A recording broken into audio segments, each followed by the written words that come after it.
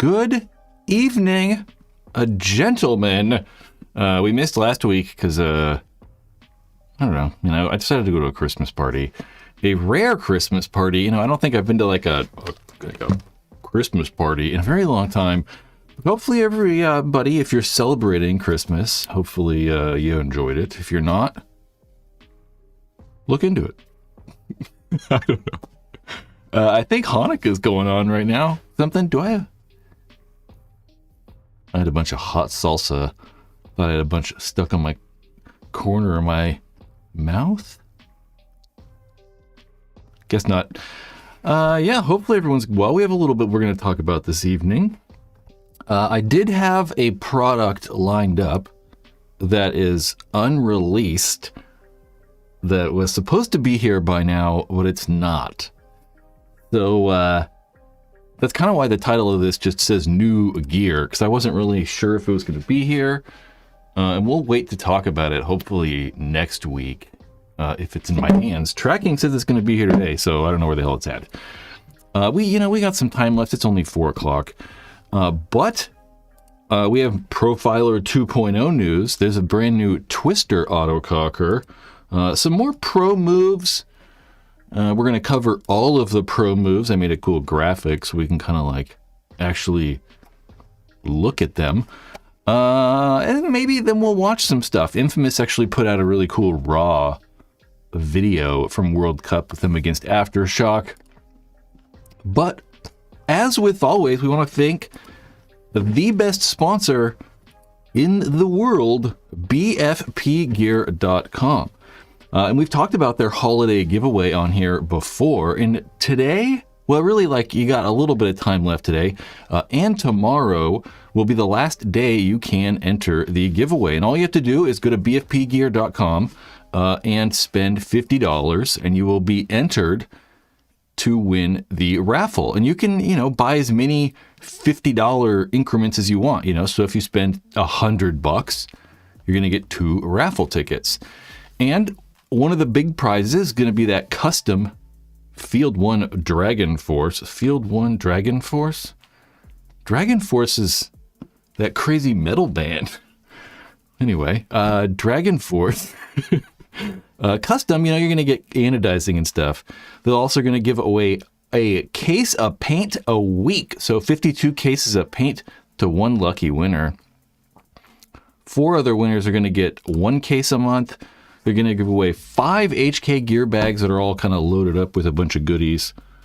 You can kind of see some of them right there.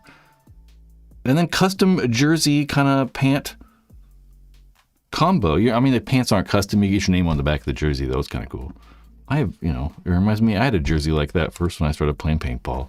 And then they're going to give away a signed San Diego Dynasty jersey. And we're going to talk about Dynasty here in just a moment. BFPgear.com is a link below to find them real easy. If you click that, they actually know Brad Johnson sent you over there. So BFPgear.com. They're also right there. Let's just talk about Dynasty, I guess. Whoever's, been following along these past, I don't know, it seems like this past couple weeks, even this past month, there's been just a heap load of pro movement, all kinds of stuff. It's simmered down a little bit this past 2 weeks. We didn't really get a lot of news, mainly just because so many teams had already traded, and there's been so much movement. There's not really much left we can do. But one thing we haven't talked about on here is Joe Barrett going over to San Diego Dynasty. Joe's been, I don't know, actually, how long's Joe been pro? Maybe like 8-ish years, somewhere in there. He's played for Aftermath. I think maybe came up pro playing with Aftermath. But these past couple seasons has been on Los Angeles Infamous. I don't know what I was going to say there. Los Angeles Infamous. And Joe is easily one of the better players in the league. I'm trying to think about how, I want to explain him. Can kind of, I would say, play anywhere. I wouldn't say we see him in the snake often. If he's in the snake, something's probably gone wrong. but definitely a very aggressive player, or at least can be a very aggressive. When I think of Joe Barrett, I kind of think of the center a lot, how he makes moves, really being aggressive up the center. That's something we've seen from a lot of teams recently. I mean, these new layouts we've been getting, there's just been a lot of stuff to do up the center. So I think we see Joe Barrett up there quite a bit. And he will be a very welcome addition to Dynasty because Dynasty's lost so many players. This is kind of what I think we have right now. So the current, or not current, we'll say like changes to the roster or whatever, players on the left-hand side. So Arturo, we're assuming is still going to be on the team. Alex Frage's still there. Harrison Fry is still there. Brian Greenspan's obviously there. Yosh Rao. Danny Schoenhauer, which I forget he is on the team sometimes. And he played very well with them. I want to say at 1 or 2 tournaments last year. Shined a lot. Blake Yarber, obviously very good. And then we have 2 of the new pickups, Kyle Berry below that, and then that Joe Barrett we just talked about. But, will those 2 guys be enough to pick up the slack from really another 3 of the best players in the world? Marcelo Margot, went over to Impact with that huge roster shakeup we saw from Impact. Archie is leaving Dynasty and going back to X Factor, probably where he belongs. Chris Shear is making that move or jump over to Damage. Damage is going to be a threat this year as well. I mean, Damage has made roster changes, adding Skinny Kevin Brethauer as the coach, as we see up in that top right. But Dynasty also picks up Mike Bianca. Mike Bianca over there on the Coaches podcast live stream over on the Major League Paintball channel. Mike Bianca's, should be a very good coach for Dynasty. And then Junior Brown, he's been with the team for a few years now and kind of maybe stepping up into a more prominent coaching role. He'd kind of been like the stats master before, so now he'll be probably stats assistant and like game plan master. I don't know. Joe Barrett going to Dynasty. And we might as well, we'll talk about this real kind of quick. So they're all, so far, what I think all the pro moves are. There very well could be something missing. I actually already know there is something missing, like over here in the coaches area. Chris Jansen should be over there.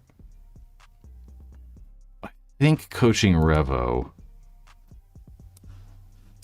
I could be crazy. But this is all people, all players in that first team. So like we see up in that top, Nick Aftershock Bears. Nick, Circone, Chris, I don't even know. We're not even going to try. Type is so small, it's also hard to read. Nick, as we can see in the top right, is going to Aftershock from the Bears. So it's kind of ordered to see like which teams got the most amount of players. Kind of so we can see that Aftershock's adding 4 guys. Arsenal, which used to be Revo, is adding 3 players. We can see Clint Moore, which is kind of fun. Clint Moore coming over from the United Kingdom.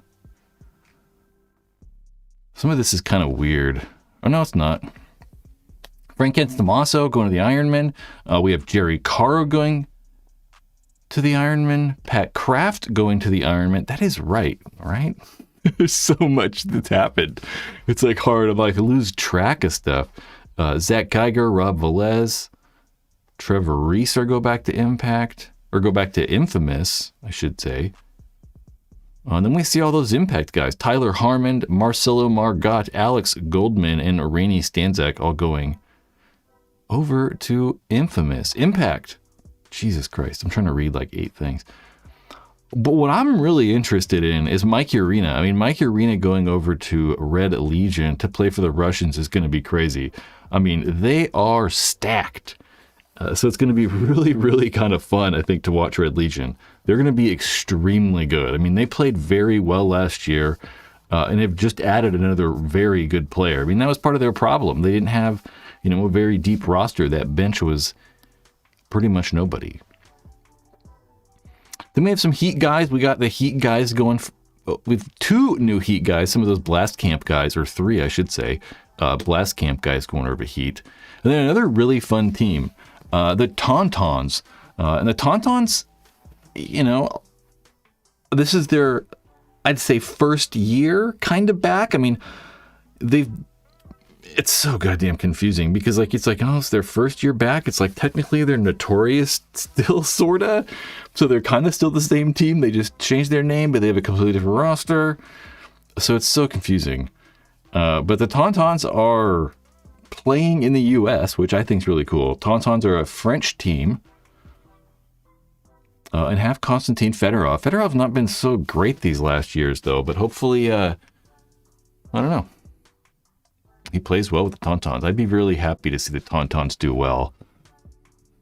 And we got all those coaching changes. And what's crazier to me than all these team moves is there's 6 brand new pro teams. Sorta, right? A lot of the teams are just kind of switching around names and switching around players a little bit. Like Blast Camp sold their spot to the Royal City Sea Dogs out of Canada. The Sea Dogs played semi-pro last year. I don't know how they finished in semi-pro. They may have gotten 2nd overall. Somebody in the chat, let me know. Chris says, doesn't the Tauntauns mean like crazy uncle or something? Yeah. Something uncle. It's like wild uncle for sure. It's also like the movie or whatever. I forget. I don't know. What the hell was I talking about? ML Kings have sold their spot to New York Extreme, which is interesting. You know, New York Extreme got relegated this year, finishing in last place in the pro division. They get bumped down to semi-pro, but are able to save their life a little bit by purchasing the ML Kings roster, or purchasing the ML Kings kind of roster spot. I don't know. But they lost pretty much everyone. I mean, nearly everybody left ML Kings, or left New York Extreme because they thought they were going to play in semi-pro. So I know the ML Kings or New York Extreme are going to be having tryouts, or possibly already have. I mean, because last year we think about, Jerry Caro was on the team. Jerry Caro is very good. Pat Kraft, very good. Josh Taylor, also very good. Have all left. But actually, Josh Taylor is back on New York Extreme. It's kind of confusing. Then we got Notorious purchasing the Tauntaun spot, which is why we have the Tauntauns. Then we have the Brooklyn Bears. They sold their spot to newish pro team coming back in RG Elite. Then we have Revo changing their name to Arsenal. And the semi-pro team that's actually worthy, Leverage. Yeah, it's just kind of crazy. There's so many new teams. There's 6 new teams out of the 20 pro teams. We've seen like a 30% of the teams are new this year, which is kind of crazy. So we have lots and lots of off-season moves that just should be interesting. I feel like we keep talking about the same thing over and over and over and over and over too. It's like every week, it's like more teams. Cole, Mark, Old Soul. I see you gentlemen in here. Some brains. Master J Cube. Cool. That was like some Master P thing. Sea Dogs, 2nd place overall. Yeah, I thought so. And I was like, I keep getting like the last 2 years a little bit mixed up. I'm like, no, Blast Camp got 2nd, right? No. Blast Camp didn't get 2nd. Yup. Some brand says 2025 is literally a reboot of the 2013 drama. I don't even remember, dude. That was a long time ago. My brain doesn't work that far back, unfortunately. These are kind of interesting. The Profiler, we've seen these a little bit, and I don't know, right? Like, they look weird. Like, I don't like that angle. Look at how small it looks. It looks really, really small. I mean, it looks like they've, like, shrunk down the sides considerably. I think I have a profiler, actually.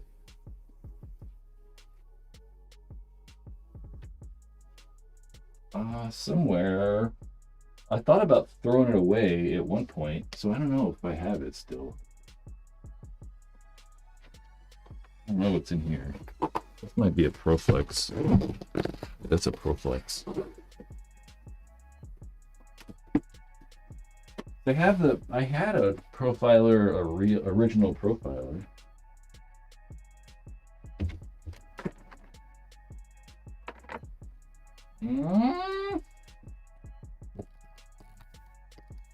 I don't see it in there, so it's gotta. Okay, I don't have a profiler.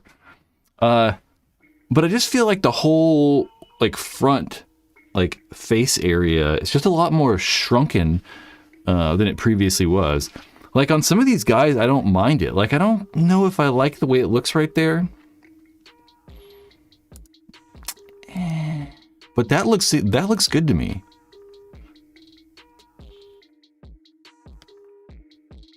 I like it. It also kind of reminds me of the HK, like Proflex RTX kit, or what the hell they call it, the RX kit. I like it. But again, we don't know. I mean, we've seen like, sneak peeks of this thing for a while, but it's not anything, spectacularly crazy. They essentially just kind of made the face and the ears a little bit different. It's still taking the same lenses, which is very good. I mean, one of the problems sometimes with these masks, they come out with a new mask and it makes old lenses obsolete. So I actually really like how they're using the original lenses and trying to just make it easier for players if you've got, lenses, or paintball stores that already have lenses. You don't gotta buy all new lenses. So I like that. And that big, huge lens, I know a lot of people are really big fans of that huge lens, so it's cool they're keeping that. Just trying to make it more modern, look a little bit better. Maybe it's a little bit more comfortable. I always thought the profiler was really breathable, so I never had a problem with breathability in the profiler, but it looks like it might be a smidge more open in the front. I don't know when the heck these pictures were even like a thing. It looks like it was at World Cup, but GI or V-Force or whatever just like put these on their Facebook page a couple days ago. Yeah, like a week ago. Something like that. If you guys will, like the live stream. Give the live stream a like. Maybe share it to your friends. Tell them how cool this is. I think the guy in the blue shirt is super tall. That's very possible. It's like... that's what it would look like probably if I put the thing on like that. Just like it makes it look, makes the mask look small. And I tend to wear like masks kind of high on my head anyway, so I get like my whole face freaking shows. He does look tall from that vantage point. Dun-dun-dun-dun. I don't know who that is. I feel like I know who that is. Give the live stream a like. You guys that are members, it's so awesome too. I mean, any of you guys that are members, it's very helpful. I really do appreciate it. Maybe I have like a thing on here. And there will be, member giveaways fairly soon here. There's going to be like some stuff we're going to give away. I'm trying to hit this button. What happens when I hit that button? Nope, that's not the button I meant to hit. Oh, we got all kinds of shenanigans going on. There's all kinds of windows popping up. Did I mean to hit that button? Oh, that's the button I was trying to hit. I owe you $200, Brad. No, you don't. Why do you owe me $200? What did you ever do the Adrenaline Lux raffle? Yeah, a while ago. Scooby, I think. Yeah, months ago. I mean, I don't know, 3 months ago, whatever it was. Profiler 2.0 equals the Grill 3.0? Well, I don't know. I mean, they definitely look fairly similar. They have kind of like the same kind of motif right? They kind of look similar.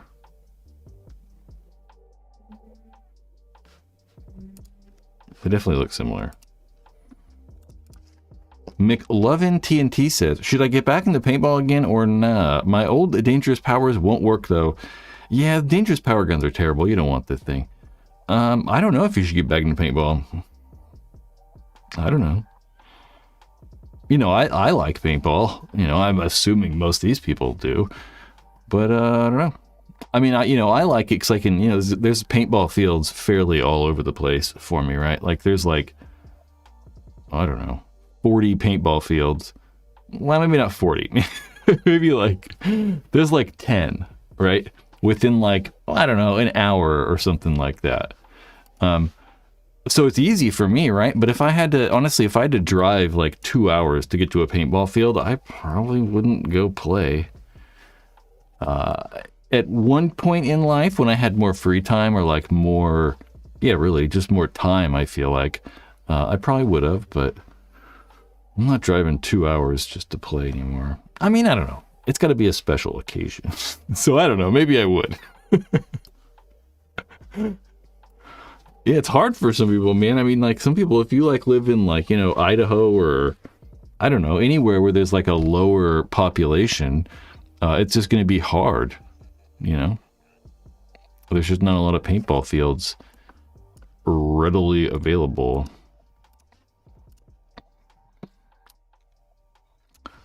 I spent almost double the price of the gun on upgrades, and I can't figure out what is wrong with it. Yeah, dangerous powers, they're just not that good, you know, honestly. They're just kind of like cheap, poorly made kind of, and like not that well designed and stuff. I cut my hair earlier and I have like hair in the freaking shirt like poking me. Maybe I should have showered. Anyway, I don't know what to talk about today. I feel all off. I'm all like kind of like tired today. Holidays were okay, you know. I had a fairly normal, you know, normal Christmas. You know, nothing crazy happens. Family hangout, and that's about it. One of these days, I'll be able to take a trip to Rome or something for Christmas. I have no idea. Shower more shit.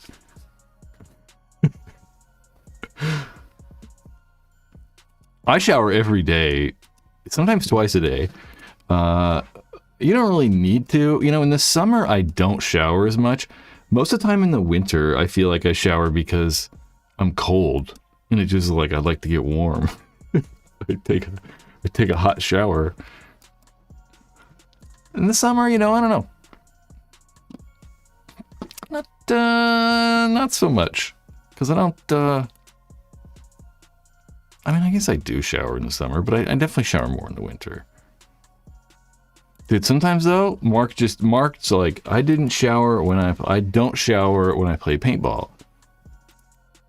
I've done that many times, you know, when I get home and I'm just so tired, I lay down for a minute and I'm just like, pass out. And then I'm just like, yeah, I'm not going to shower. I'll just shower in the morning. That happens all the time. And I definitely don't ever wash my paintball clothes either. I'm also one of those guys. That's like more old school though. I'm getting like errors on this thing. There we go. I think. What was I going to do? I was going to talk about something. Oh, yeah. We saw this. This is kind of cool. There's actually a lot of... So I don't really know entirely about these. These go on sale. I'm opening like 8 browser. Oh, I forgot to change my default browser. So we're opening something that I do not want opened.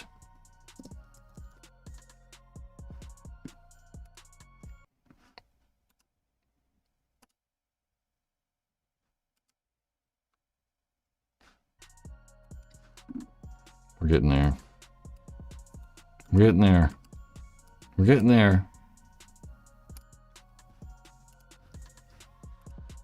Yeah, this is cool. So these are, yeah, I don't know, tons and tons and tons about these, mainly because they go on sale right now. Oh man, oh, this will work, I guess.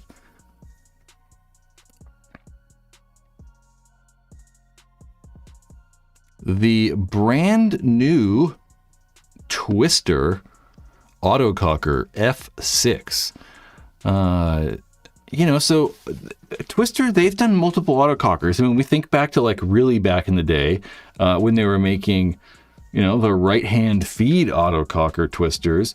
They did, I want to say like maybe 10 years ago, they had those Inception Design Twister autocockers. There's also been another one that I just can't put my finger on, but they've done 3 different Twister cockers, I think. I believe this is obviously the 4th.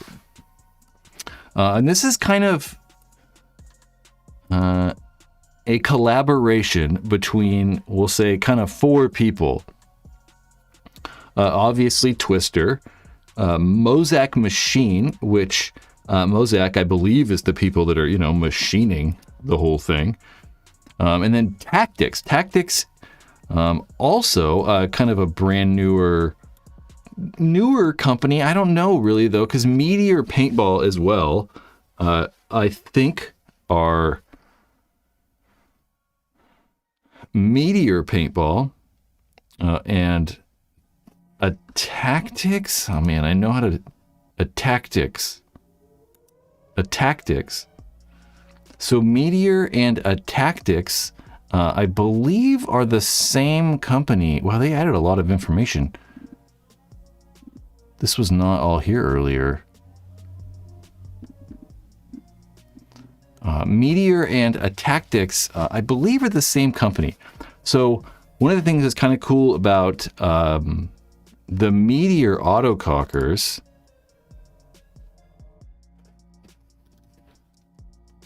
Golly, whoa, jeez. Freaking throwing my mouse everywhere. I didn't really prepare for this part of this. I wasn't going to do this. But one of the cool things about Meteor is the Meteor Paintball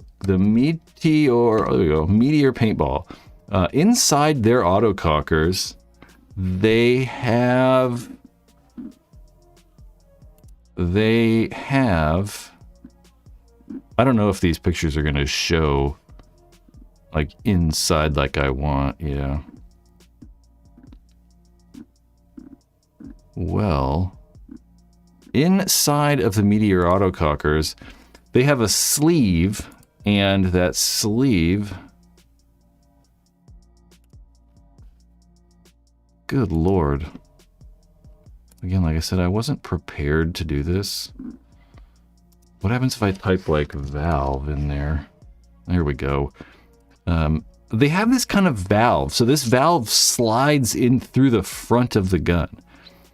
And I'm pretty sure with these, that's what that is right there.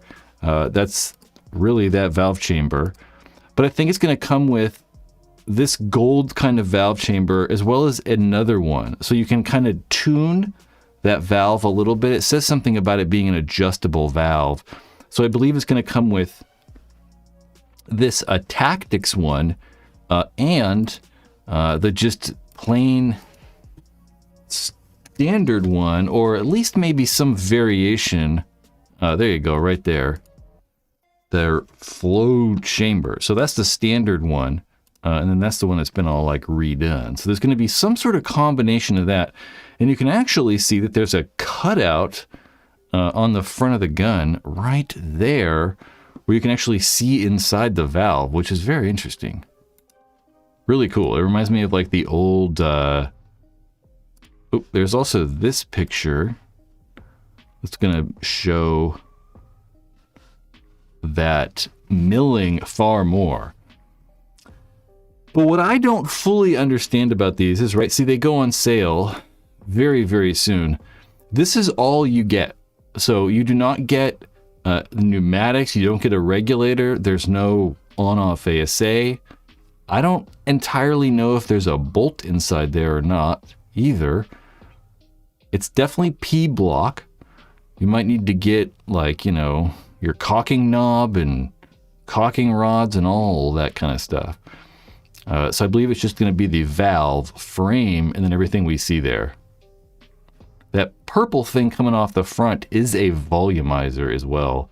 It kind of looks like it could be a pump rod or something like that. Not the pump rod, like the pump rod? No. Guide rod? I don't know. Whatever for a pump handle. The guide rod for the pump handle? I don't know. Either way, there's a new Twister autococker, which is neat. You know, more autocockers is fun. There's a lot of you old school guys in here who probably, you know, kind of like cockers.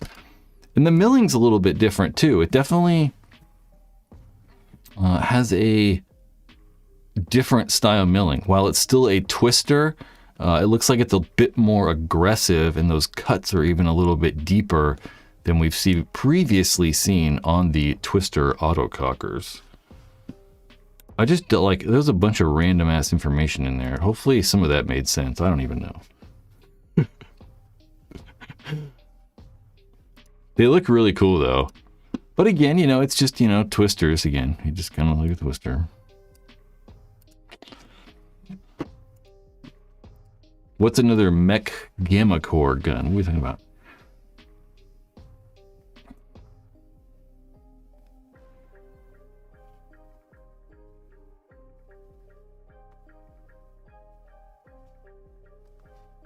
Reading what you guys are talking about.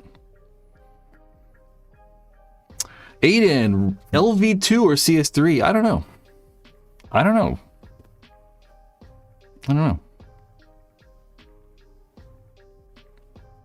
Do I have like hair on my hat? Honestly don't know. I mean, it's truly obviously preference, you know? I mean, I think most of these Planet Eclipse guns, it's like, you know, whatever. It doesn't really matter. It's truly, truly preference. And the grips are so big on the LV2 that what I would suggest is holding the thing. Because you might look at like all the features and, you know, decide you like the LV2 the most.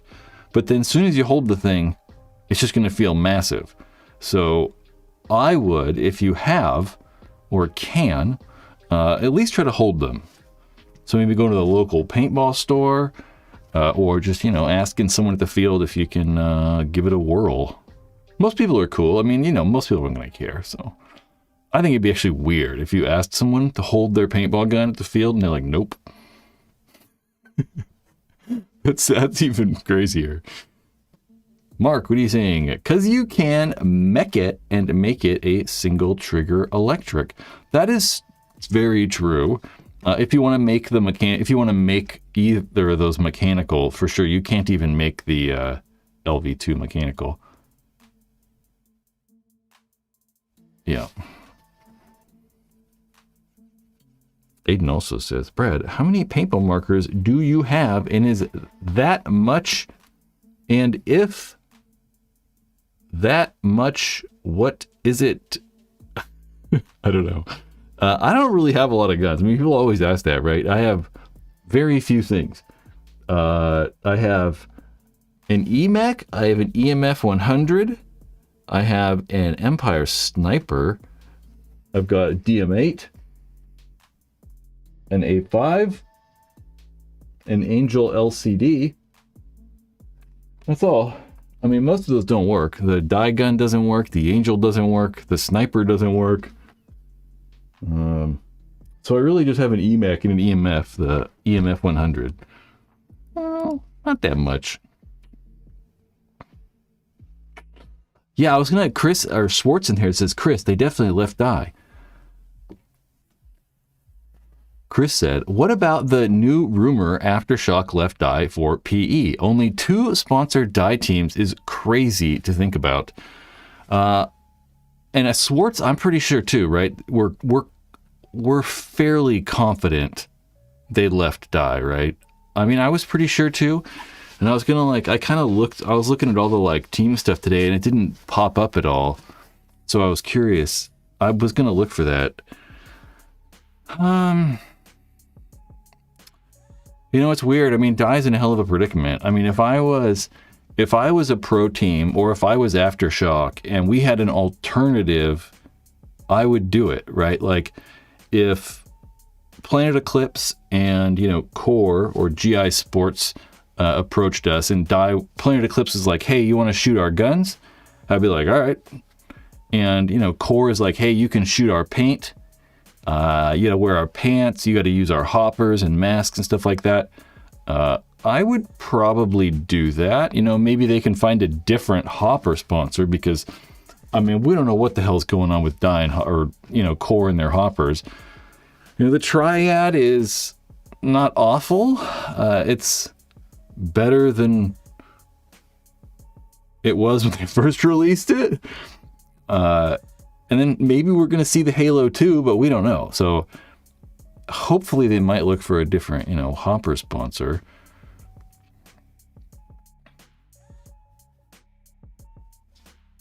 They announced on their social they left Dye, and Nick stated, oh, that's right. I remember seeing something about Sloviak because he was like, I'm looking for a team. That's what I think. I think that's maybe what I came. That's how I came to that.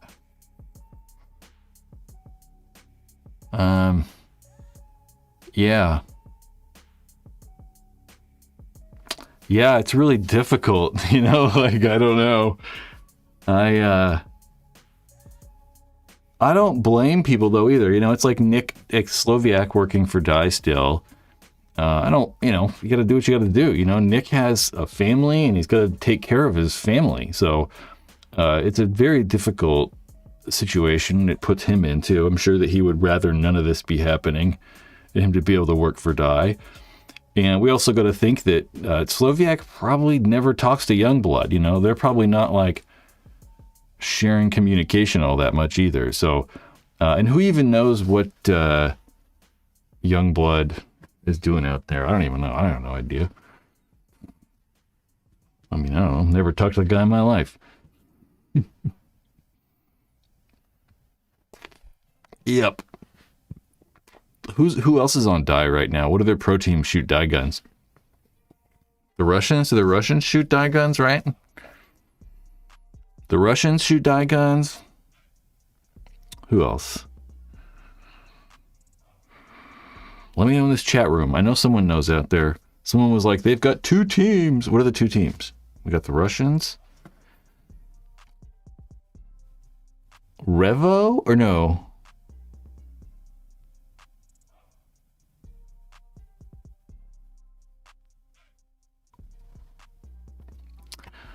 What are we talking about? Chris Hansen.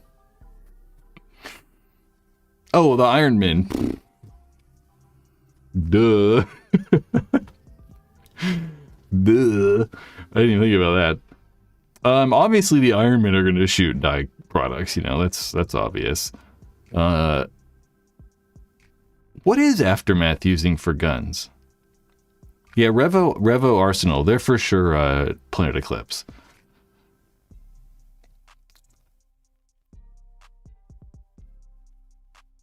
I don't know, Aftermath. Why do I think Aftermath is like Mac Dev? But no, Mac Dev. Okay, yeah, Chris, they are Lux. That's right. I can even see the Aftermath. They put the Aftermath logo right on the side of a couple of those. That's right. Damage are still with Lux. Damage are shooting Luxes. Or unless they switch, no. Unless they switched recently. We need the Damage Insider. Our Damage Insider somewhere out there in the world. We should have like a call for someone. We should have the Dan Holiday call. Hey, Ben Lawton with a freaking super chat. The first super chat of the evening. Super chats are freaking awesome, as you can see. You know, any of this money is helpful. If you work in paintball, any money's helpful. Aftermath wished to Planet Eclipse for 2025 per Gladstone's interview with HK. That's right. I kind of wanted to mention that. There were a bunch of, recently, I think they put that up today. I was going to try to watch that, but, not yet. I probably will. There was a Tyler Harmon one Mark Crescent put up. I'm not sure where to find those, but they're somewhere on YouTube for sure. So Aftermath, Planet Eclipse. Dude, like, everyone's going to have Planet Eclipse guns. I just don't... It seems like, if you're a pro team, like, if other companies aren't paying you, if Planet Eclipse is like, we'll give every player 2 guns, and Mac Dev's like, we'll give every player 2 guns, and, Dye's like, we'll give every player 2 guns. Like, why would you shoot anything else other than Planet Eclipse? Like, there's literally no other company that's going to even come close to being as reliable as those Planet Eclipse guns are. When you're pro, your guns have to work. Ben says, I watched both of them. They're not bad. Thankfully, Mark isn't in full Mr. H mode sometimes. I'm not. This is me all the time. I couldn't do it. I feel like, videos like this is not as that tiring. It's not as like hard for me to do because I'm just kind of winging it and we're just chit chatting. But like videos, like when I have to sit down and like do a scripted video, it's so like mentally taxing because it feels like I'm like acting. Like I'm like performing because I'm reading. So it's like I'm not just like riffing and talking like this. I have to like, read. So I can't like, I don't know, it's totally different. But if I had to be all like crazy hype all the time, that would be acting for me. So I would be, I don't know, not doing a good job. Did you make it to Capital Edge anniversary this year? It was unreal. Did I go to the anniversary? I think I was there. I didn't play, though. I really don't remember.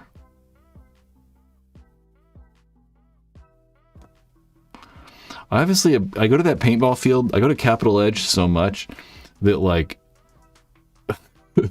the days just blend together. But I believe I went. I don't think I played. Definitely didn't play it, but I think that I went. But I can't remember why I didn't play. Don't fully remember. Was it raining? No. I don't know. Brad, what is your number one paintball brand you only... Wait, what? Brad, what is your number one paintball brand you only get you stuff from? I don't know. Well, I buy everything. I don't know if like I get free stuff from which is my favorite company that gives me stuff.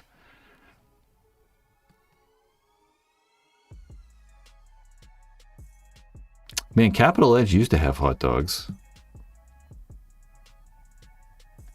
Do they still have hot dogs? Oh, that's right, Eric. I did take Nate to the airport.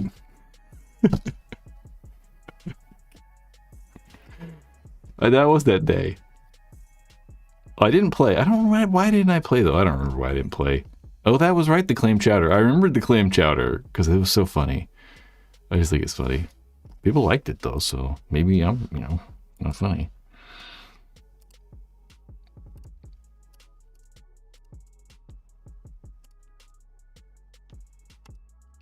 Yep, I don't know. We don't have anything else. I was checking my notes to see if there's anything cool else to talk about, but I really don't. Let's like put this on. Let's check this out for a little bit.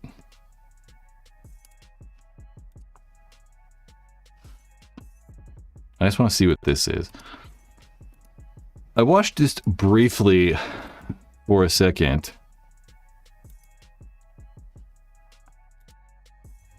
What are we at quality-wise on here?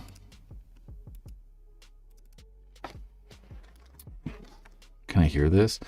So this is World Cup. No, sorry. NXL Chicago, Aftershock, and Infamous. And there is a link in the description of this. So you guys actually go watch this. Infamous is one of the actual like pro teams that's like constantly putting, you know, content online. They're actually making stuff.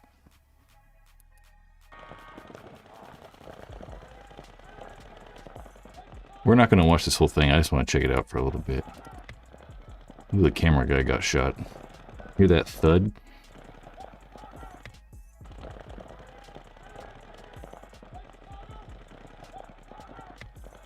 He just got shot in the side. Look at this. He literally just gets shot straight in the side. Oh, I can't really see them. I can't see because I'm covering it.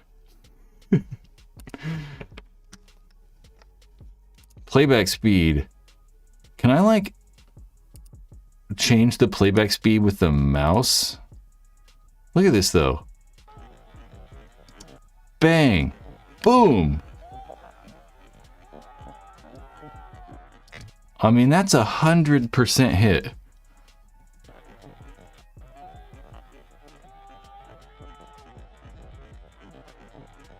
Oh, no, maybe not. Maybe he shot his gun. It actually looks like he shot his gun into the bunker. Yeah. Okay, my bad. You can see that break right there, though. That's from his gun. Okay. I was like, what? Why did they decide to put that right in the beginning? Still, though. Dang. It totally looks like he got shot.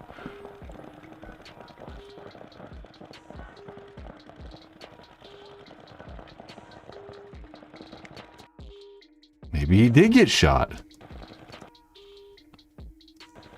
I don't know.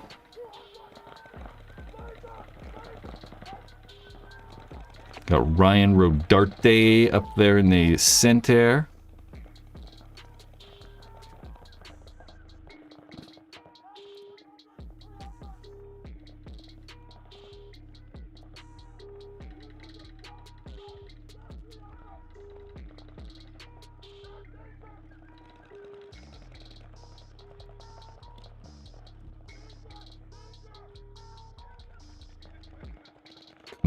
Commando. There's Joe Barrett right there.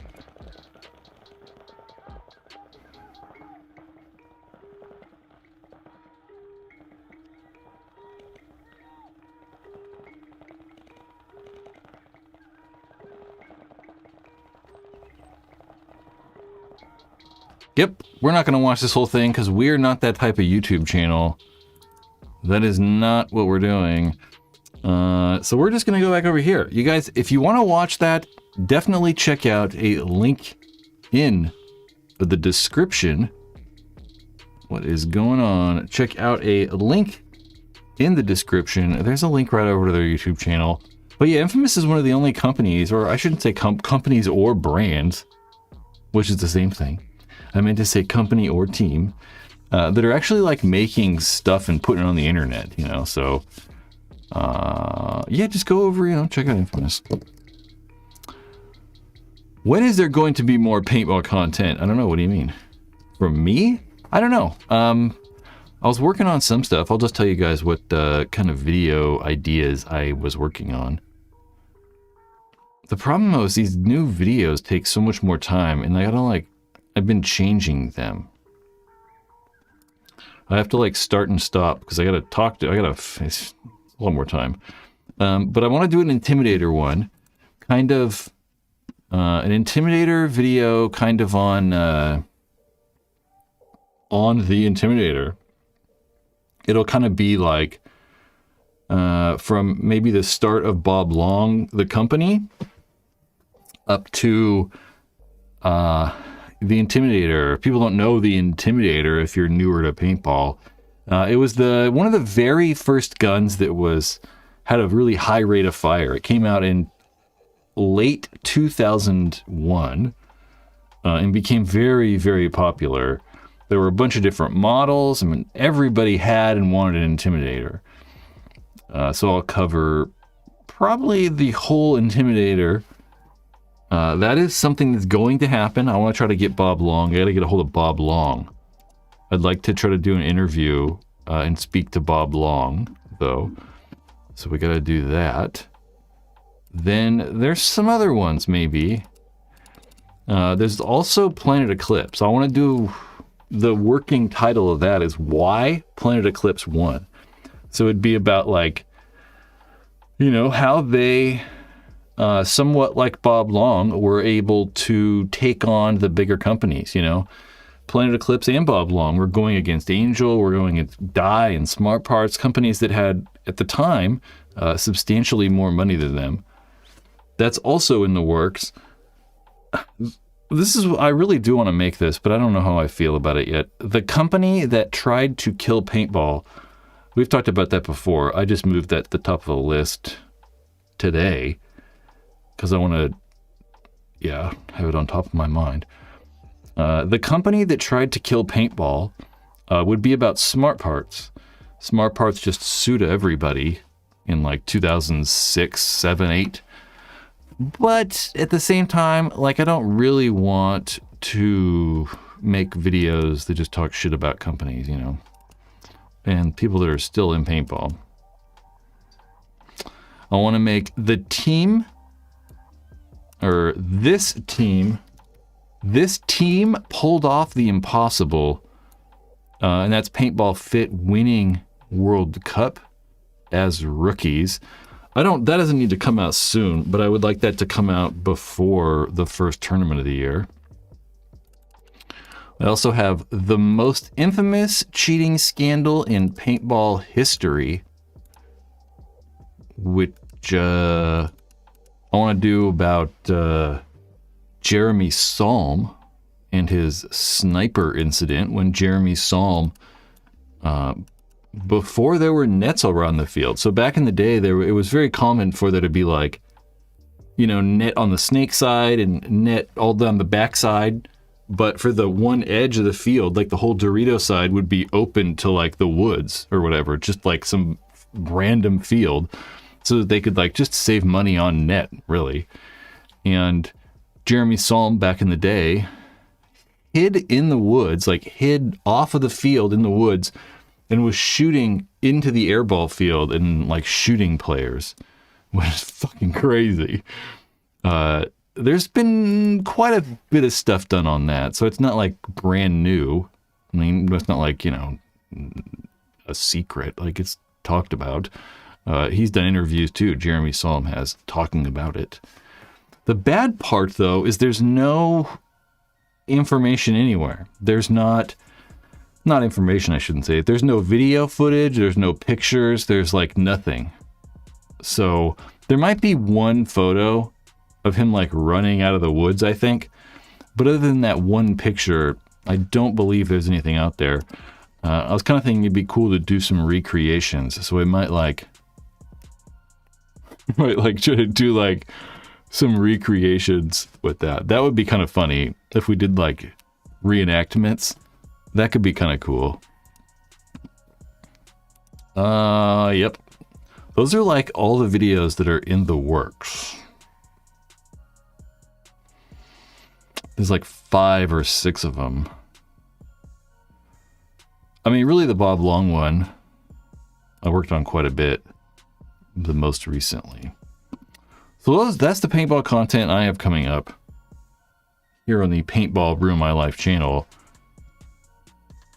Brought to you by members of this channel. If you want to be a member and help support this channel, you can do that by following that link on the screen right there. It'll take you over to this webpage right here where you can sign up for memberships.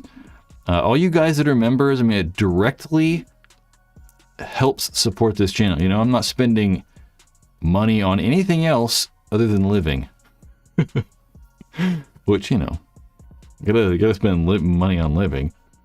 Yep, there's a couple membership, different tiers. You can get some stuff. You get early access to videos, that's for sure. Think about being a member. It definitely helps support this channel, that's for a damn sure. Like Cole making videos possible for everyone else. You should do a woods ball video. Like what though?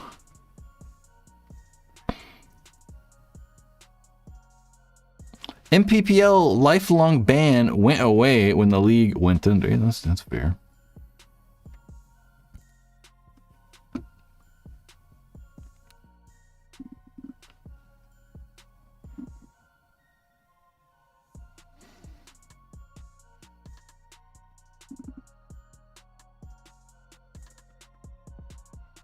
Okay, I'm just reading some people. Cole and like this stream, I'm with you. Or, you know, maybe think about buying yourself a Paintball Ruined My Life headband over in the Paintball Ruined My Life store. Could also get this cool hat. Maybe use some of that Christmas money you got. Buy a headband.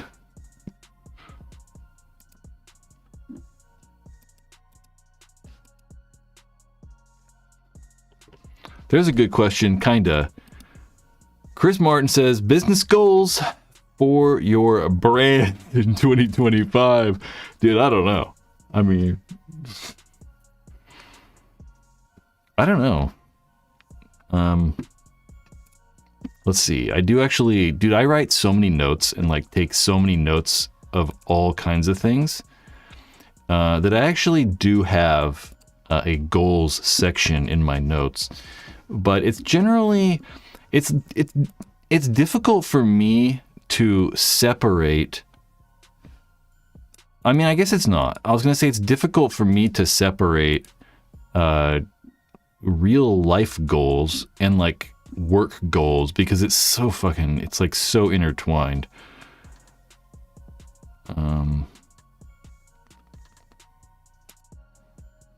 I made a big old thing about my personal goals for 2025, but I've not done a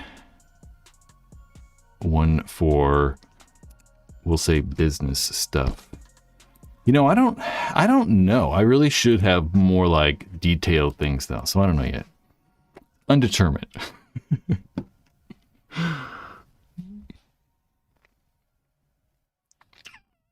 Yeah. Also, who was the back player that ran him down after he got shot? I don't know. Couldn't tell you. Aiden, did you ever play a scenario? And if not, you could make a video with you and your friends playing. You know, I've not really played a lot of. I've not played a scenario. I'm trying to think about it. I've never played a scenario. I mean, I've played like a handful of like big games here and there, but not really. I don't know.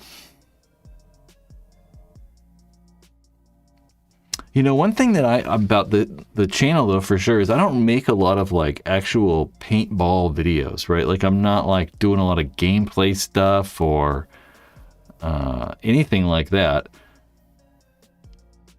Main links is difficult, right? I don't think that fits my personality that well.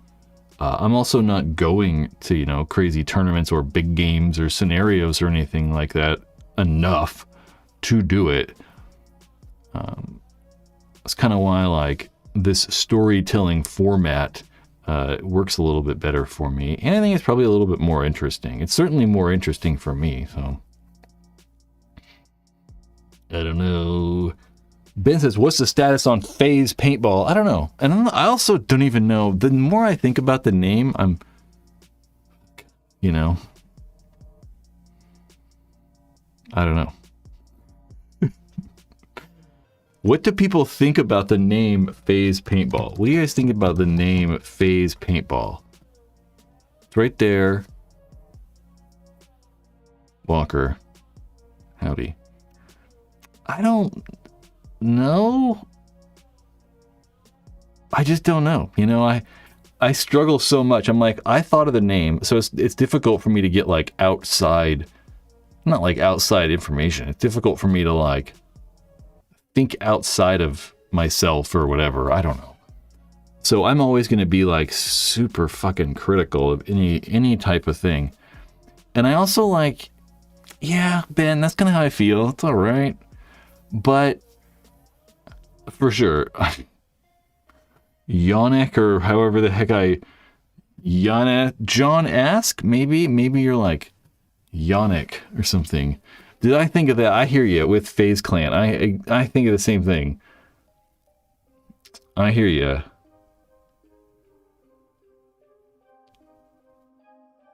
Yep, just like Chris said. Yeah, I'm with you. I just think that like whatever I do, Jonas, I just feel like whatever I do. Okay, there we go. Also, John Ask. I feel like whatever I do, whatever name I come up with or anything, I'm gonna be like, well, you know, it's like I don't know.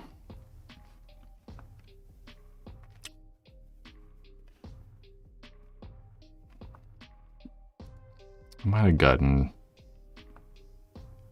rid of all that already. I don't know. Who knows? You know, it's weird. It's like some of the more like popular like brand names in general are just weird ass names, you know, like it has no meaning or whatever. I think of I don't know, Cactus Plant Flea Market. It's like a bunch of just crazy names.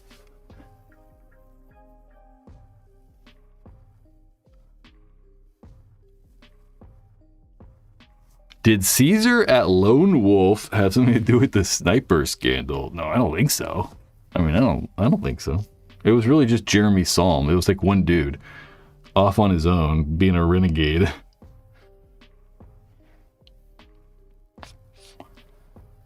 I don't know. Ben Lawton says, catching strays? No. It's too, like, obvious to me. It's like, I don't know. I don't want it to be named after, like, I mean, I would like it to be more versatile in a way. And obviously, if the name Paintball is in the title, it makes it difficult. Catching strays. I don't know. Balls on Balls. That's a good one. What age were you when you heard and played paintball? I don't know when I first like found out. I was probably like 16 or something like that, or 15. Maybe when I became aware that, like, you know, paintball was even a thing. And I don't know. I probably was 17.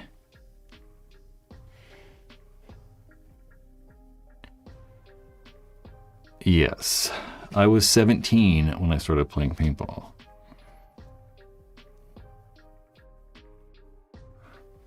I don't know when the Psalm incident, I don't remember all the details, but I don't remember which team he was shooting. So it's very possible that, like, you know, Chris Lasoya or, you know, some other people were involved. Were they on the same team then? I don't know. Because I'm assuming Psalm was on Aftershock when he did it. Or he was on GZ. Oh. See, I don't really remember. I just remember it happening. You know, I don't remember all those details. I just know that it would be like a cool story. That's about all. Was it Avalanche at the time? Okay. That makes more sense.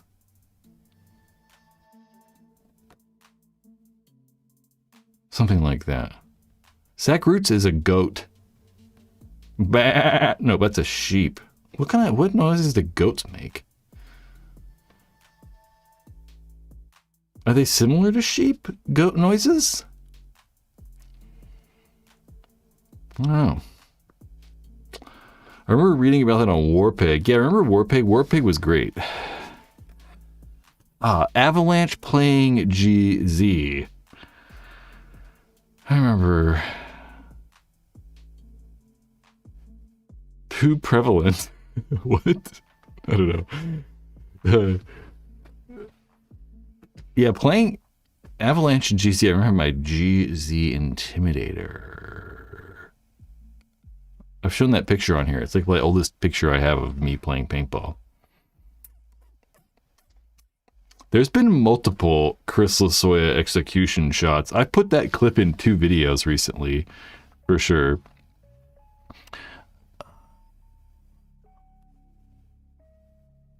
Oh. Yeah, there's like a couple execution videos from Lasoya. There's, I don't know. The problem is they get lost to the history of the internet. Like they get lost or whatever, you know, like it's just gone. The only reason that one of them has survived is because it's in like serial killers or it's in the Dirter video. I forget which Dirter video it's in.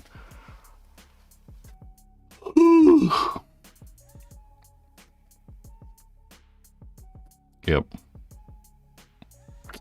Man, yeah, GZ was a big deal. It kind of came to like when I was doing the Bob Long, working on the Bob Long video. It's like, man, Bob Long, they didn't really sponsor any teams. And Bob Long was always kind of like hesitant to sponsor teams. And in the pro divisions, like they really didn't sponsor a lot of people. I think, you know, Infamous had a sponsorship, a Bob Long sponsorship. I think. I mean, Chris Lasoya certainly did. It's like a piece of metal in my pocket. Chris Lasoya certainly did. And I believe Infamous did. GZ was one of those teams. And then it's like Bob Long. Those were like the only 2 teams for a very long time. I'm just remembering the Naughty Dogs. They sponsored the Naughty Dogs.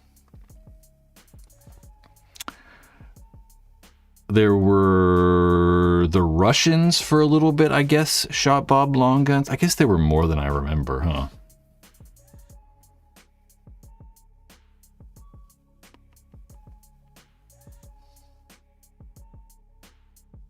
Team Ugly shot Naughty Dogs? Ugly? What was the difference between Ugly and Ugly Sticks? Or no, is Team Ugly the new version? Dude, I get so goddamn confused. What was your greatest paintball move ever? Gang leader Mark asks. Damn, I don't know.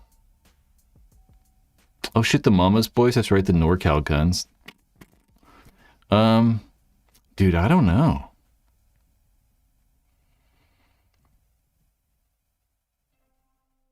I have no idea. I don't know.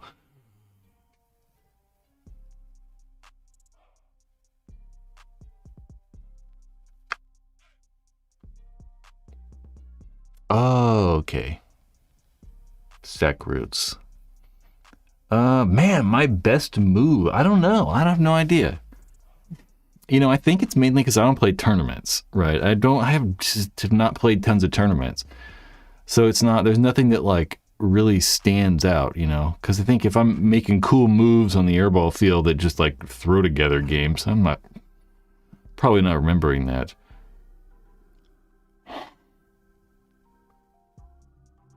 I don't know. I'm trying to think about it. I really can't. I don't know.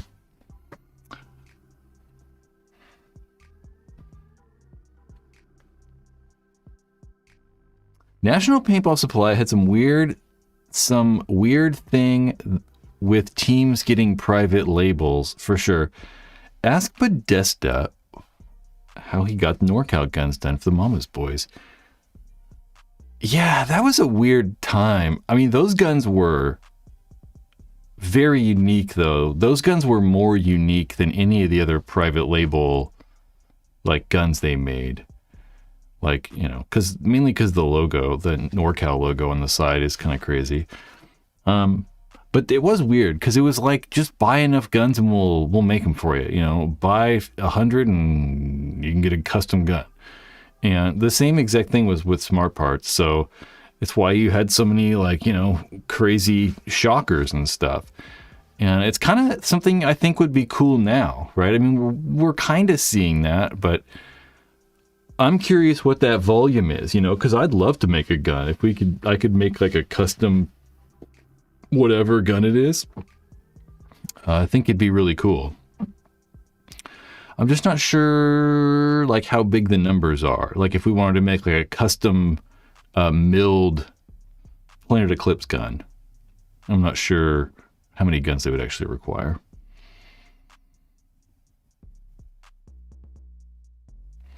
Is the SP Shocker amp worth it? I don't know. Those worth it questions are hard. How much is it? That has something to do with the worth it thing. Because the amp is currently an old gun. So you're getting it new or used or, I think that most of us would probably choose. Most of us, it's so boring. This is such a boring answer, but most of us would probably choose a Planet Eclipse gun with all the things given. So like some brands is like $400 and then we're like $500. And I would rather have the Ether 3. I'd rather just go buy a brand new Ether 3. So it's kind of a boring answer, but it's the real one. Anyone remember Joe West from J&J Barrels? He died last year in a car accident. I fucking hate cars. I don't know Joe West. That's unfortunate. But I think cars are one of the worst inventions ever created. No, I'll take that back. I think cars, in the way we've designed America in our roadways and how it's infecting the world, is the worst thing ever. DSR Plus is a better value than the amp, for sure. I mean, you can even find, like there's some brands like 170s or, the 160R. Those are both very good. I'm sure you can find a 160R for $400. 170 is probably going to be hard, I guess. It's been so long since I looked at like used pricing. But there, Ben Lawton says, I'd probably go amp over the stock DSR. Brad needs a murdered out Harley and a hot Latina. I'll take a hot Latina. I don't really want a Harley though. Or any type of motorcycle because I just kill myself. Sean Walker rant. I remember anyone in Sacramento, I watched a Grant Napier on YouTube the other day. I was like, I used to listen to Grant Napier all the time. He's a sports radio guy. He was the announcer for the Sacramento Kings until they fired him for, I don't know. They fired him. But he used to have this thing on the show called Grant's Rants. Should I have like a rant section on here? I'll have like Brad's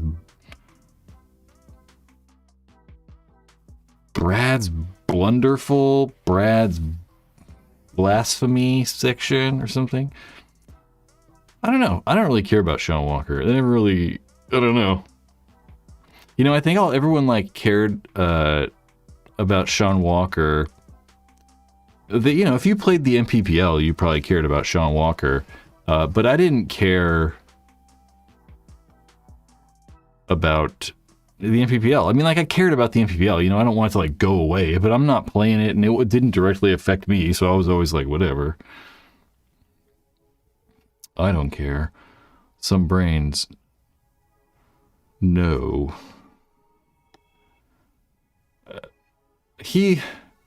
I don't know. We don't have to get into that.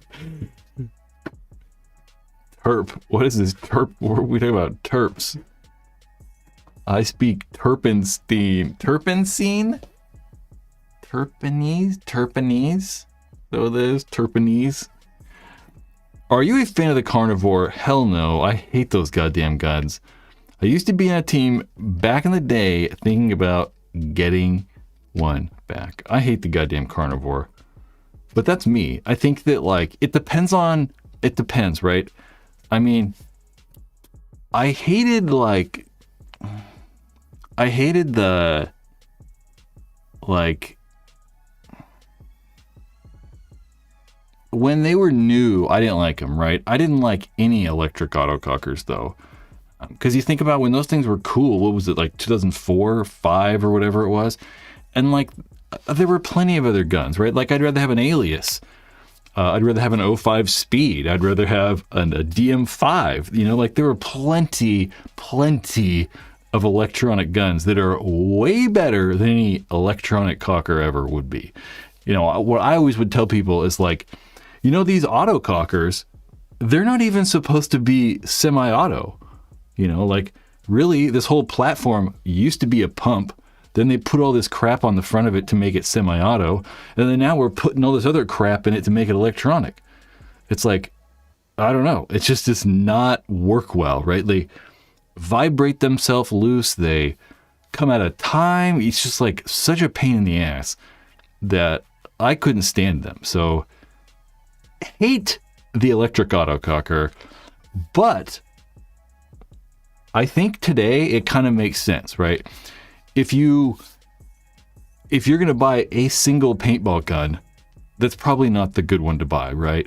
But if you're like most people that are probably buying autocockers now or electric cockers, it's kind of like a collector-y thing that maybe you play with, you know, one game a day, or, you know, maybe you try to play with it once a month or something like that. Whereas most of those guys are going to still have, you know, like a better, more reliable gun. It could still be, you know, a mechanical gun. Maybe it's like, you know, I just use the stock EMEC. You know, maybe you have just a regular mechanical cocker, but fucking electric cockers. I just hate fixing them. A mag guy? I'll be a mag guy. I've never even played paintball with an auto mag. Yep. Chris, wherever Chris Martin is. Chris Martin, from Bobby, wherever Bobby is, there's Bobby. I will play with that one. Definitely going to play with that. 100% playing with that one. But as of yet, yeah, I totally get, like, wanting a Carnivore. Like, I get it. I just hated them as, like, actual, like, like a good working high-end electric gun. You know, it's like freaking weird. Philip, CS3, GOR5. I think that I like the way the Geo looks better. I like it in my hands more. I like the way it shoots more.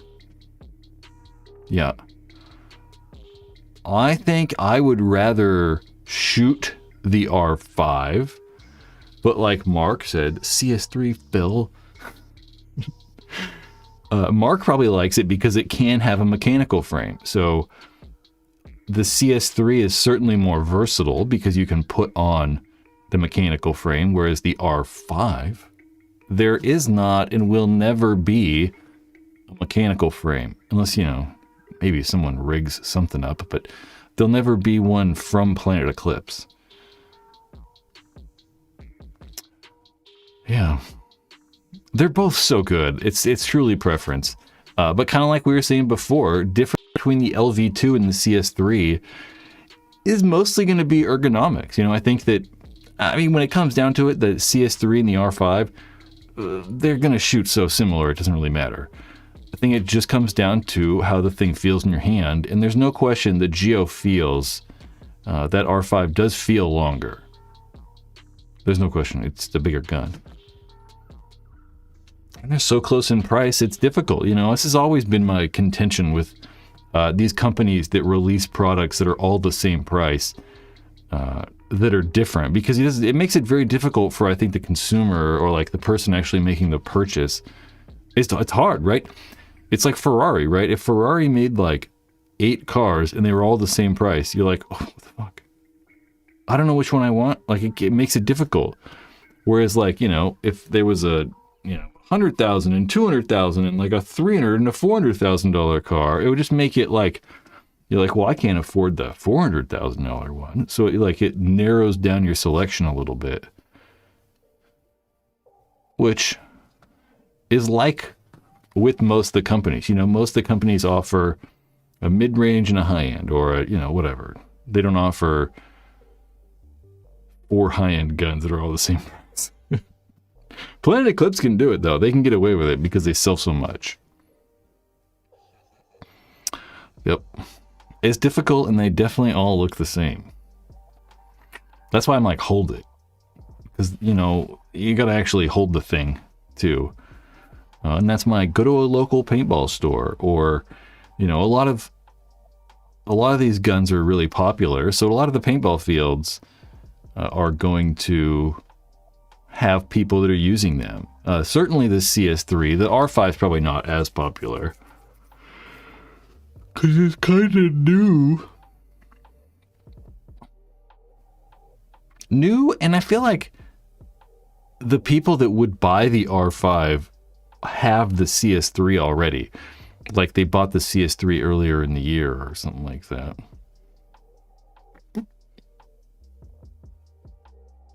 Some brain says, it doesn't help when high-end paintball guns are worthless in a year. Why buy them new at MSRP? I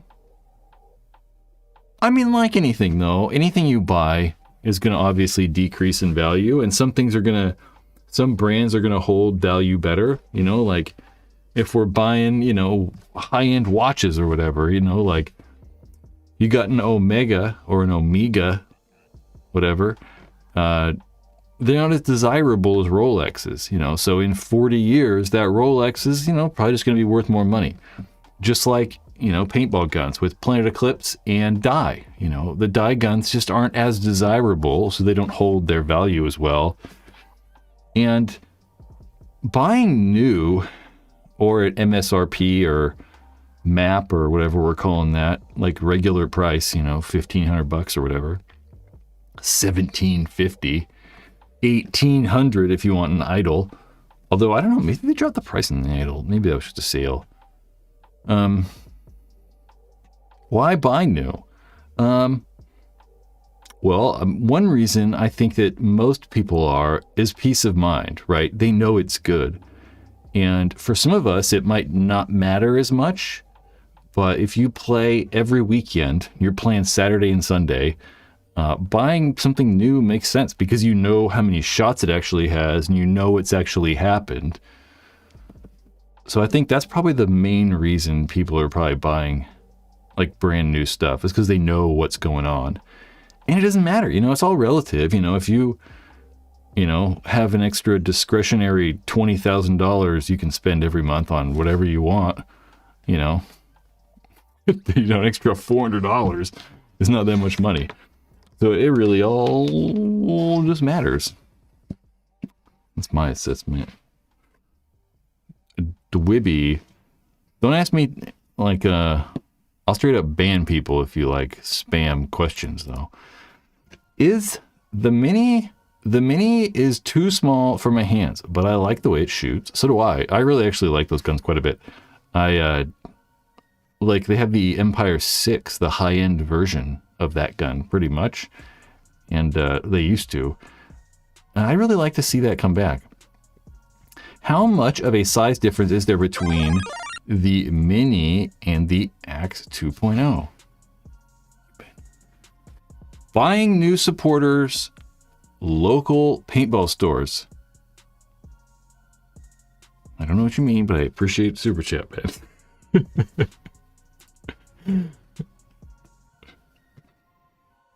I don't know. Thank you, sir. How much bigger is the Mini than the Axe? Not a lot. And it depends on which one we're talking about. If we're talking about the Mini GS compared... Well, let's say the Minis are all the same size, right? So if you have the very, very first Mini compared to Did I? Buying?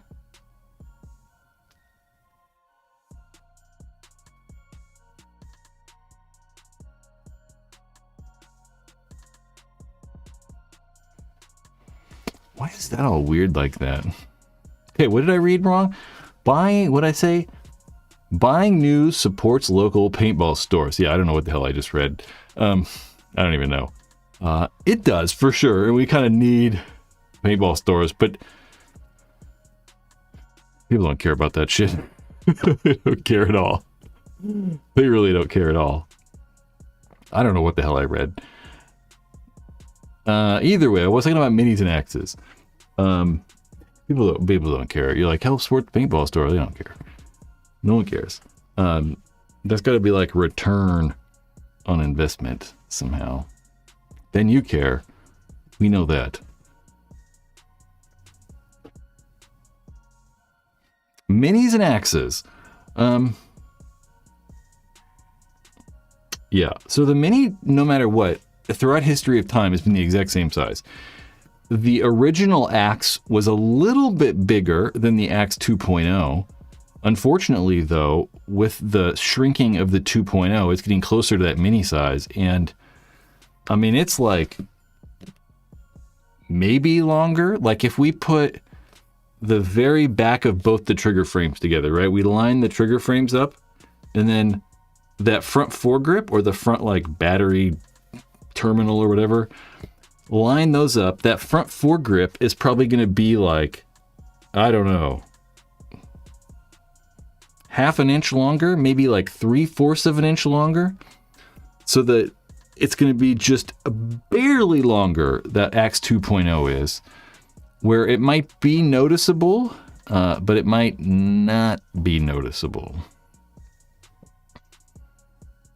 Some brain says Staunchy. There's a custom or a company called Super Staunchy Customs. They do make some like foregrip extender things, but those things are fucking crazy. I mean, they make the gun like this big to like this big. It's like so much bigger that it's kind of crazy. And I don't entirely know if they even made those for the Mini GS. They might be for the original Mini. I could be wrong though. I haven't looked at that stuff in a long time.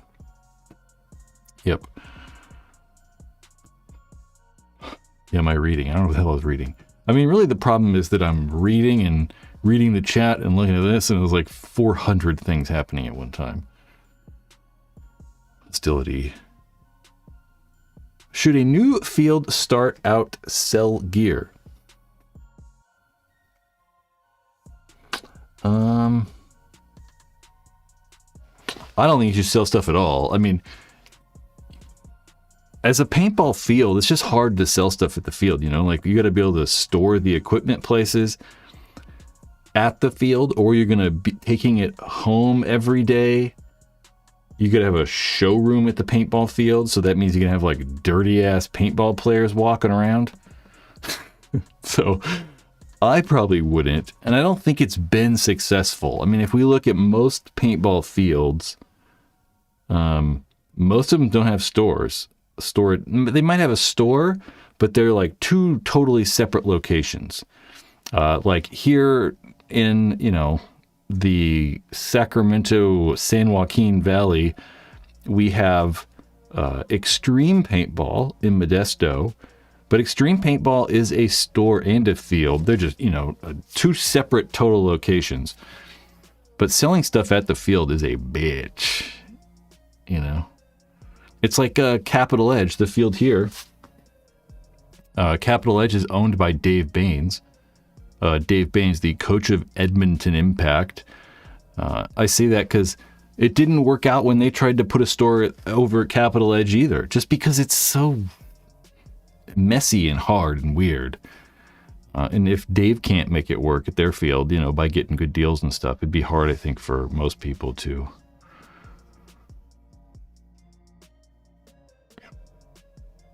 AJ Tutok says, we got the Terp Master wherever he's at. Feels that only let you use their paint suck. Yeah, I don't know.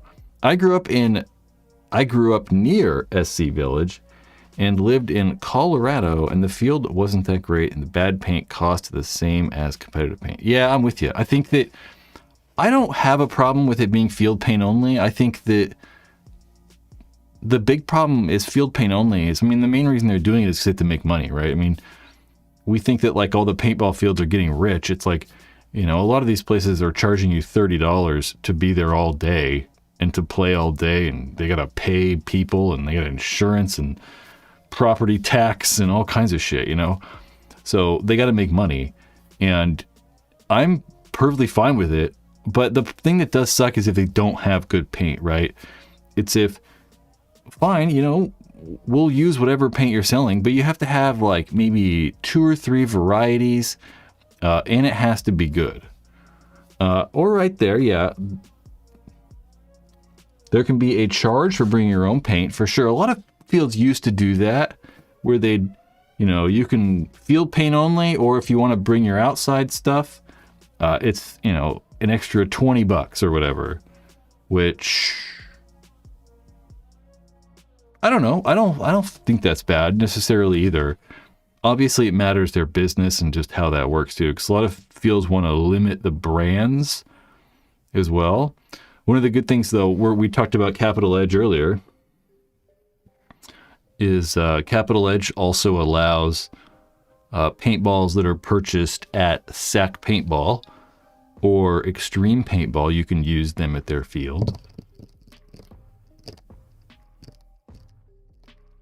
That's a good idea. I like that, because that helps to helps also the local field, right? You create like a relationship with the local field. You get people that are at your paintball field to go to the store, and then there's people at the store that'll go to the field and all that stuff. Eric, Ballistic Ben is taking over Midway Paintball Field? I think so. We've talked about that. Did someone else talk about it, or did you just bring it up? I don't know. I'm scanning real quick. Yeah, I think so. That's about all I know. People were saying that there's not going to be airball there again anymore. There won't be airball or something. Yes, Brad. What? David Baines Jr. I actually think it's Hard Dave. His name's Hard Dave, right? Old Soul. Field paint is fine when they charge reasonable prices. For sure, that's true too. It's got to be like, you know, it can be a little bit more. You know, I'm fine with it being $5 more. I think maybe 10. But some places that are charging you $100 a case is crazy. The prices have to be reasonable, has to be stored correctly as well. Most field paint places I know is because they are indoor and can't use colors because of their lease agreements. For sure. That's true too. They want white fill only. That's true. I just so don't ever think about indoor. Don't have no indoor. Have you been to any fields in Florida? I have not. You know, I've played paintball in Florida a handful of times, but it was always at like the PSP. So it was always at like, I guess technically I've played it like, no, that's not Florida. I was thinking of somewhere else. Yeah, no, I don't think I've played at any paintball fields in Florida. They've always been like, the PSP has always been like, at something else. Just an abandoned field.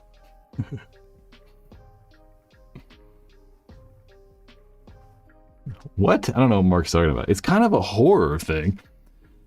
Oh, honor.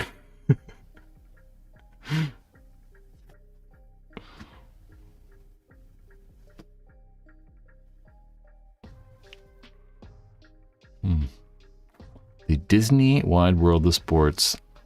Yep, I've played paintball there a couple times. Leo. Yeah, I don't know. I just know that they bought it or something like that. I don't know. I'm not sure. Hello, Angelo. Here we are. I like that white fist too. Thanks.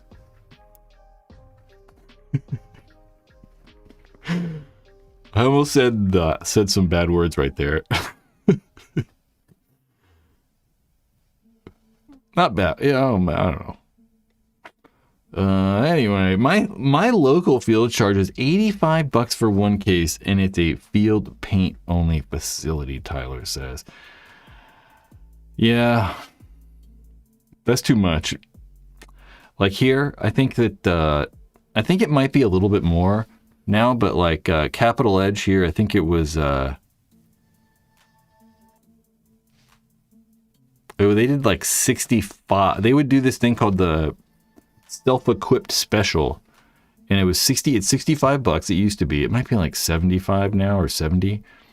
It was 65, and but that was a case of paint, entry, and air.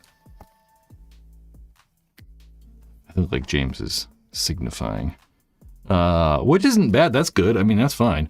But one of the things that does suck though is that like I'm full on board. I think that one thing that paintball needs to do to make it not look stupid to outside players is in tournament paintball at least, it needs to be limited paint. Like, I don't care. It has to happen.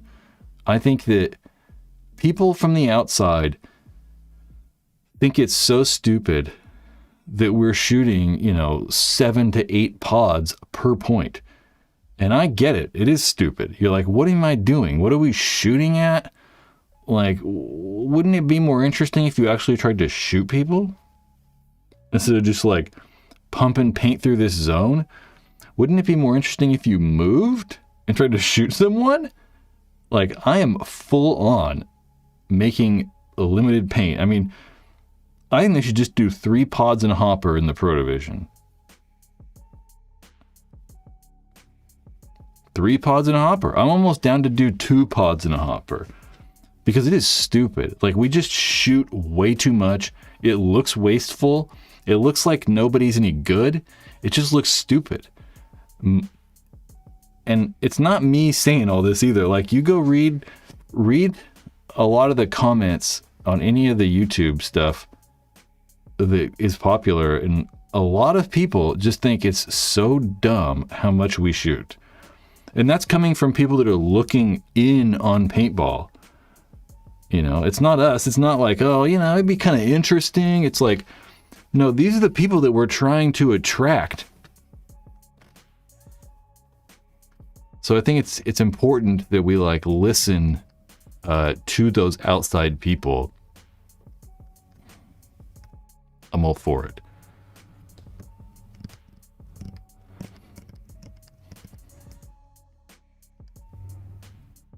Some brain says it looks like they're shooting at balloons, bro.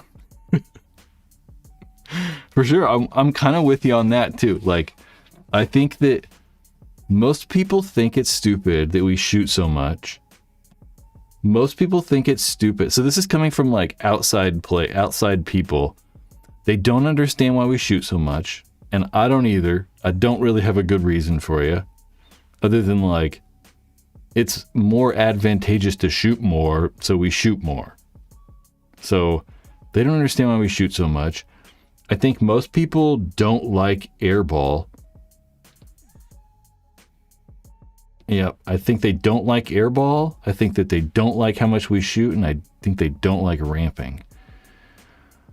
Unfortunately, I don't know if we were like, okay, well, let's not shoot so much, and let's go back to semi, and let's go back to the woods. Like, I don't know if that's the answer, though. I just don't think that woods ball has the same, like, you can't really see it at all. So it's like, if you're looking to promote paintball as a pro sport, I still think that, like, airball makes the most sense.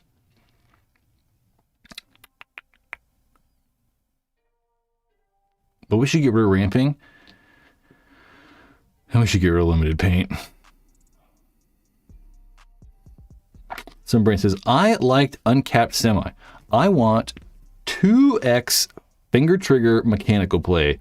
So, yep, I'm with you. I think that if we could police it, like, because the mechanical guns have gotten to the point where like I made the ETHA, or the I made the double trigger EMEC, right? So where I cut the trigger guard off of the EMEC. So I cut the trigger guard off of the EMEC and just literally installed the double trigger. And I mean, that thing's fast as shit. Like, I can shoot it just as fast as any electric gun I've ever shot. Like, no problem. Just, you know, whatever rate of fire, you know, 12, 15 balls a second, whatever it is. The biggest problem, though, is there's no eyes. So somehow, if we could do mechanical with eyes, though, because the electronics are good. It is good to have the electronics, but maybe having a mechanical double trigger would be cool. I said that for a little bit. I also think that, I don't know, normally I've always been like, the electronic guns kind of like spur on innovation and stuff like that. So they like encourage innovation, but I also feel that, like, you know, we've really reached like a plateau with innovation.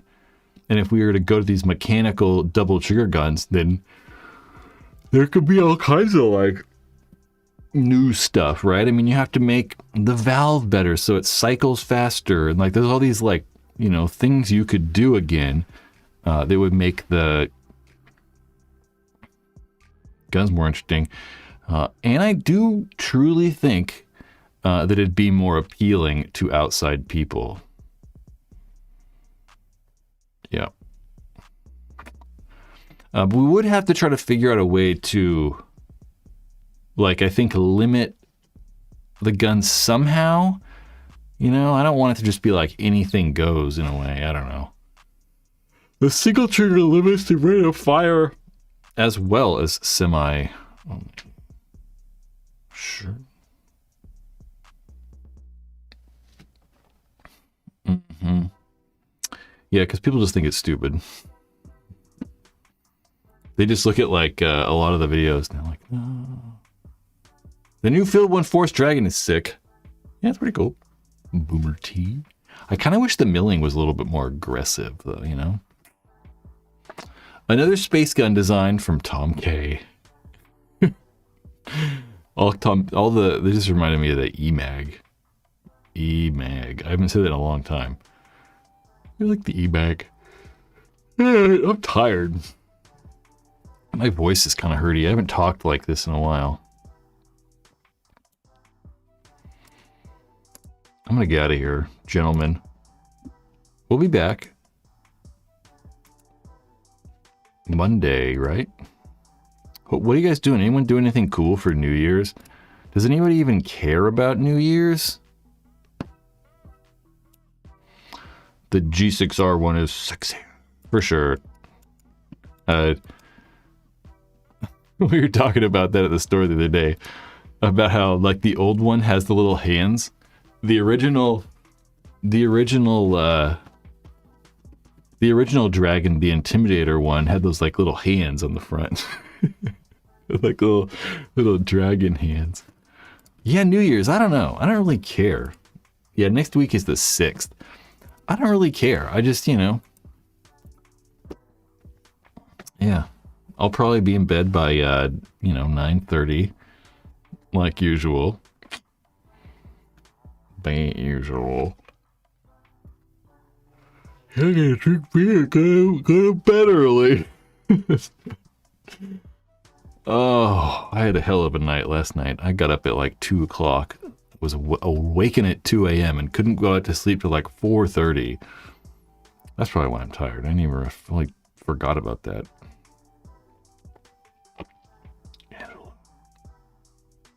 You shut it, Mark, with your gravity fed hopper BS.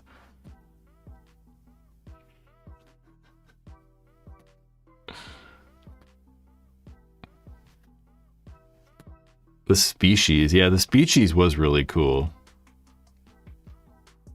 I really liked that.